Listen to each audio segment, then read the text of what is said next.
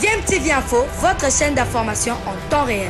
La politique, la santé, le sport, les faits de société, la musique, les rumeurs et bien plus encore.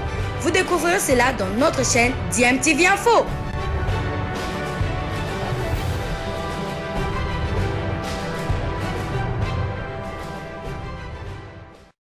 Vous êtes sur DMTV, bonjour ou bonsoir, tout dépend de l'heure à laquelle vous nous suivez. Tout plaisir est pour nous de vous retrouver, mais surtout de savoir que vous êtes nombreux en train de suivre votre chaîne YouTube DMTV.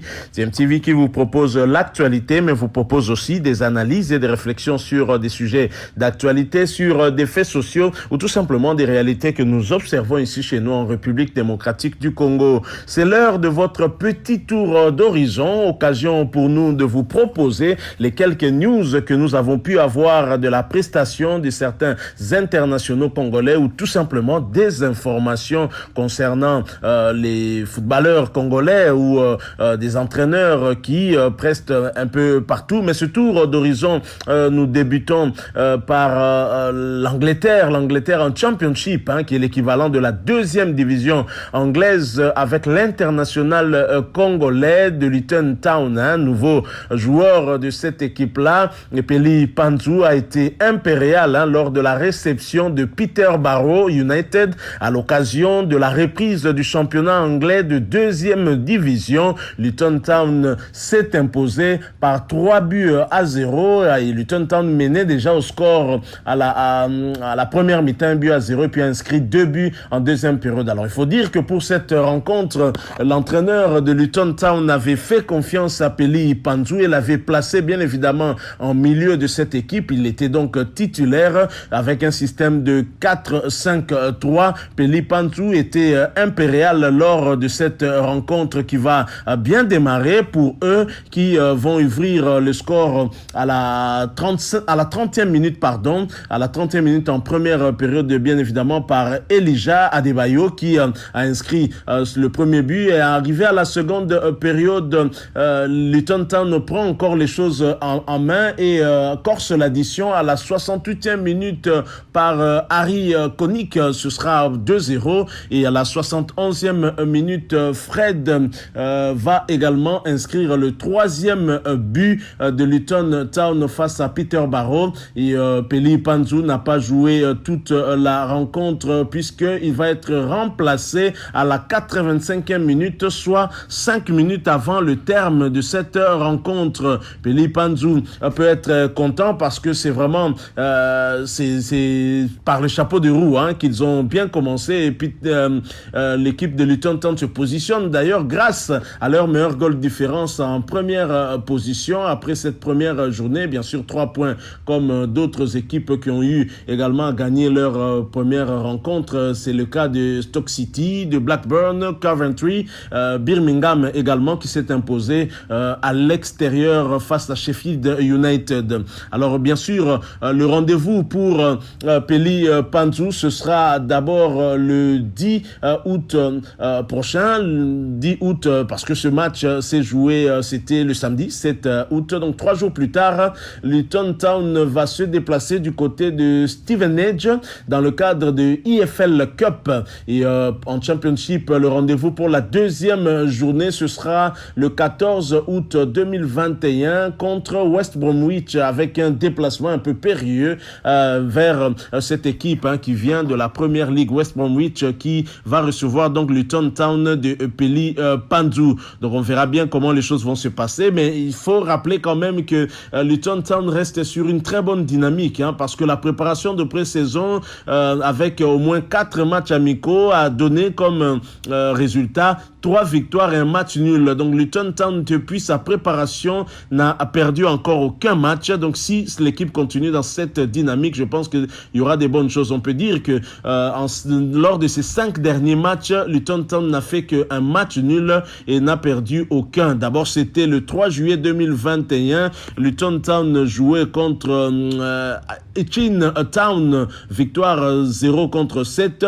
Et ensuite, Luton Town jouait contre Bedford Town, victoire 0 contre 5. Il y avait également Boreham Wood qui avait été battu par Luton Town 1 contre 3. C'est seulement contre Portsmouth que les deux équipes s'étaient partagées par un score de 1 but partout. C'était le 24 juillet dernier, avant cette victoire du samedi 7 août 2021 face à Peterborough United, 3 buts à 0. Luton Town marque beaucoup de buts, c'est bon à savoir, et nous espérons en tout cas que contre West Bromwich, qui est quand même une équipe assez aguerrie, cette équipe pourra tenir le coup. Voilà tout pour ce qui concerne ce championnat anglais de deuxième division, où presque notre international congolais, le milieu de terrain, Peli Panzu. Alors, quittons l'Angleterre et Peli Panzu pour nous rendre du côté du Portugal, où la Liga NOS, le championnat portugais de première division, a bien repris ce week-end. Et depuis le samedi 7 août 2021, et s'est poursuivi le dimanche 8 août 2021. Et nous allons commencer le petit tour d'horizon en Portugal par un Congolais, Boukia André, avec son équipe qui a fait une très mauvaise opération pour cette entame du championnat portugais de première division.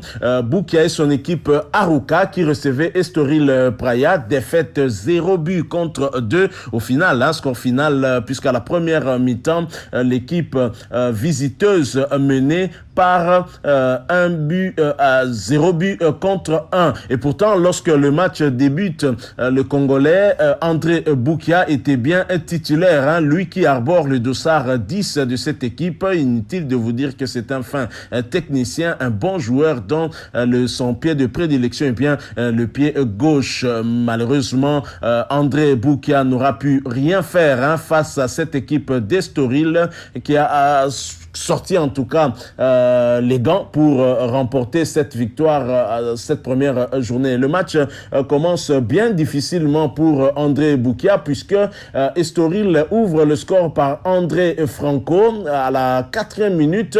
C'est toujours difficile de remonter un but matinal, ça vous secoue un peu, et c'est ce qui est arrivé certainement à cette équipe de André Boukia. 0 but contre 1 à la 4e minute. La mi-temps se termine par ce score. Arrivé en deuxième période, le match s'équilibre un tout petit peu, et d'ailleurs le Congolais André Boukia est remplacé à la 87e minute alors que son équipe cherchait à revenir à la marque.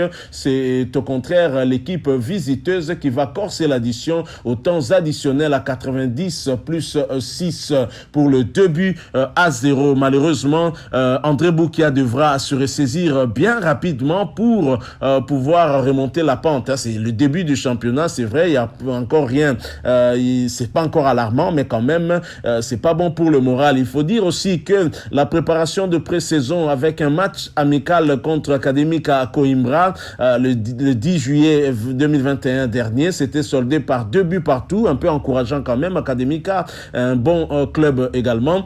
Et après, il y aura cette coupe de la Ligue, coupe de la Ligue du Portugal, où le 25 juillet 2021, Arouca va faire une belle opération sur le terrain de UD Villafranquense. 0 but contre 3 belles victoires avant de tomber à domicile contre Rio Ave. 0 but contre 1, c'était le 1er août dernier. Et pour ce début de championnat, deuxième défaite donc d'affilée pour Arouca et André Boukia. Quittons André Boukia, mais ne quittons pas le Portugal pour retrouver un autre international congolais. Il s'agit de Janely Imbula. Janely Imbula, sociétaire de Portimonense. Et Portimonense, pour cette première journée, se déplacer hier, dimanche 8 août 2021, du côté de Vitória SC. Belle victoire, 0 but contre 1 de l'équipe de Janely Imbula, l'international congolais qui avait du reste été convoqué par Hector Raoul Cooper pour les 2 semaines de stage en Tunisie. Malheureusement pour Janely Imbula, il n'était pas titulaire pour ce match. Il était tout de même convoqué dans l'effectif, mais il n'a pas fait son apparition au cours du match. Mais il peut quand même se consoler de cette belle victoire de son équipe. Un match qui était pourtant équilibré. En première période, les deux équipes se séparent 2-2, 0 but partout. Et la deuxième période également, les jeux étaient toujours équilibrés avant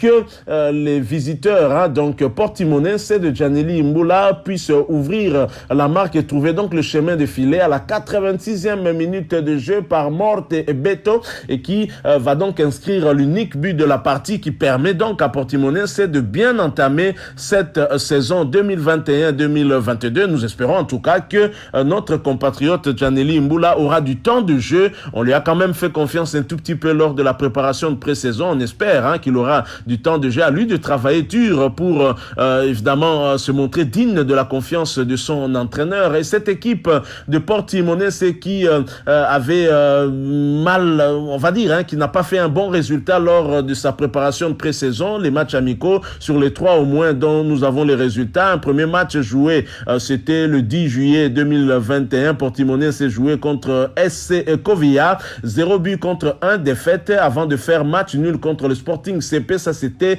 un très grand match, puisque le score final était de 2 buts partout, et c'était face au tenant du titre, le champion en titre du Portugal, et c'était le 14 juillet 2021. Le 17 juillet 2021, Portimonense fera également jeu égal contre une bonne équipe de Sporting Braga, et en coupe de la Ligue, le Sporting CP va d'abord gagner Académica Coimbra. Ce sera le 23 juillet 2021, 2 buts contre 1, avant de sombrer face à Boavista 2-0. C'était le 1er août dernier. Et pour cette entame du championnat portugais de première division, défaite donc sur le terrain, et belle victoire sur le terrain de Vitória SC. Prochain rendez-vous pour Portimonense et Giannelli Imbula, ce sera la réception le 15 août prochain de Gil Vicente FC, et nous espérons que l'international congolais sera de la partie et qu'il pourra bien avoir du temps de jeu au cours de cette prestation. Alors terminons